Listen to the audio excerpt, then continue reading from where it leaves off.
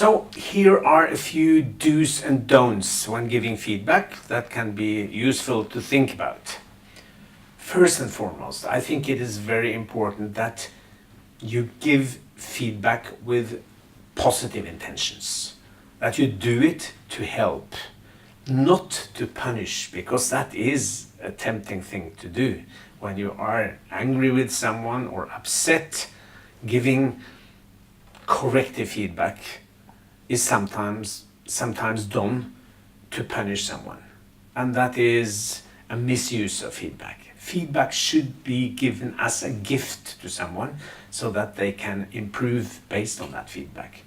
And they notice very easily whether your intentions are like that or the opposite. So be kind and give feedback with a positive intention. How often should you do it? Well, once a year is definitely not enough. And the yearly appraisal conversation is, of course, a situation where you should give feedback, but it's by far enough. So I think you should give it as often as possible. I don't think you can do it too much, actually. And it is a sign for the employees that they are seen. And as we talked about earlier, that is so important. So be generous. Give a lot of both confirming and corrective feedback. And do it very soon after the incident happened that trigger the need for giving feedback. Do it when everybody remembers what actually happened. Except from one situation, and that's if you are emotional after the situation happened. If you got mad or sad, or anyway emotional, it's not a good situation for you to give feedback right there. So then you should wait, maybe overnight, before you give that feedback. Never give feedback when you are emotional yourself. Use the observation cube that we went through in the last video clip when giving feedback. Go straight on. Some people say you should actually, if you want to give a corrective feedback, you should first say something confirming to build up that person's self-esteem. And then you give the corrective feedback that you wanted to give. And then the person gets maybe a little bit sad.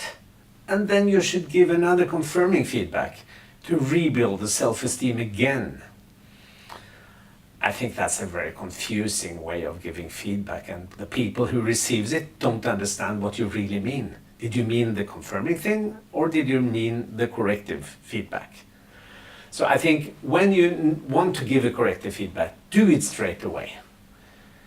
What you can do is kind of scoping the feedback, limiting it, saying that it's not about that, it's not about this, but it's about this.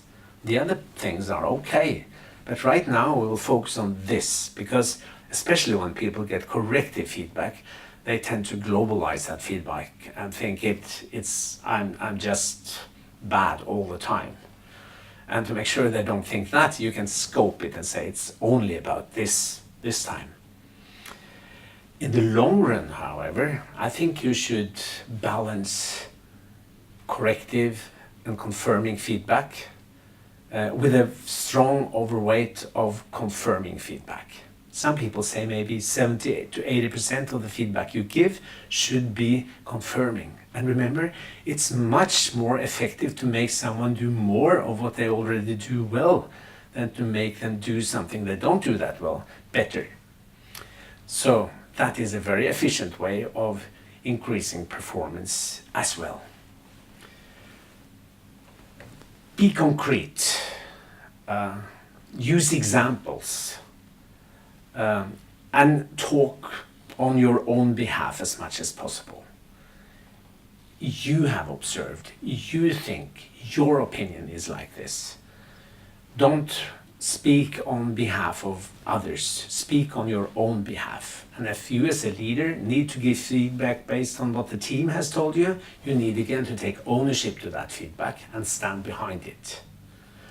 When you have given feedback, especially if it's a corrective feedback, ask for reactions. What do you think? so that they can react on the feedback. And if it is a tough corrective feedback, they might need some time for that feedback to sink in. So you leave that feedback, and then you understand on their reactions whether they thought it was tough or not. And if they thought it was tough, give them a break. And then discuss it again in a meeting, maybe a day or two later.